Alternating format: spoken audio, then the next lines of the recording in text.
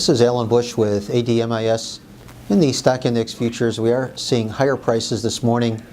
This mainly due to better economic news out of the Eurozone and also in the UK. However, we do feel that a new influence that is likely to dominate is the trend toward rising global interest rates. We do feel that the Fed will scale back their quantitative easing plan somewhat earlier than most analysts are expecting. Our view is that they will cut back on QE in the September meeting. The consensus view is that it might be a little bit later, possibly at the December meeting. Over in the currencies, the euro currency under a little pressure, even though we did have Eurozone industrial output coming in better than expected.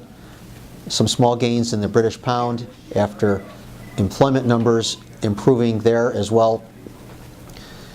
We are neutral on the Japanese yen. We became neutral earlier last week when it became apparent that the Bank of Japan would not be adding any additional accommodation to the banking system, in effect indicating that they would not be doing anything that would push the yen lower against other major currencies. However, we remain bearish on the Australian dollar as interest rate differentials remain bearish for that currency. Also, we do feel that a slowdown in China will continue, possibly get worse. So the Australian dollar is the only currency that we would really focus on to the downside. Some short covering coming into that currency today, but I do believe that a lot of these gains will be given back later in today's trade.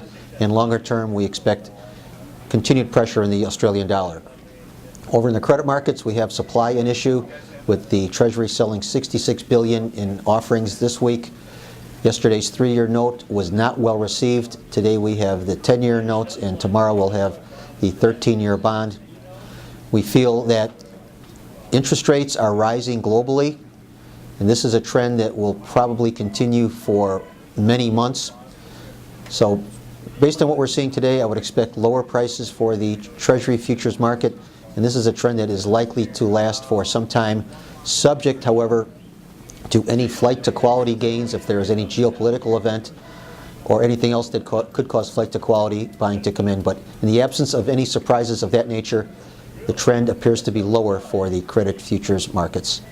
Once again, these are my opinions alone and are not the opinions of ADMIS or Archer Daniels Midland.